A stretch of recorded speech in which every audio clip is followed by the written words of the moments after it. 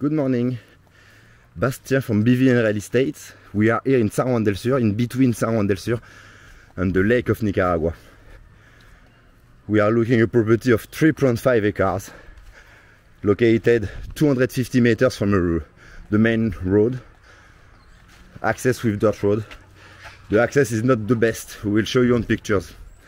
But here we arrive and we have these small structures in bricks that could like easily be restored and serve you for the first start.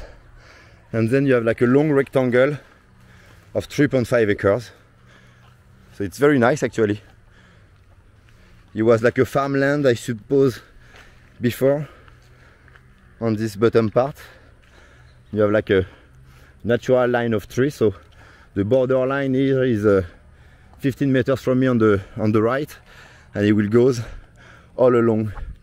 So where I am, it's wide of about 80 meters on the top part here, and over there will be like 150 meters. So it's a type of rectangle,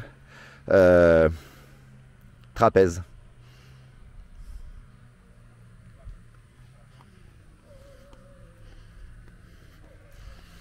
So there is tech trees a bit here, natural.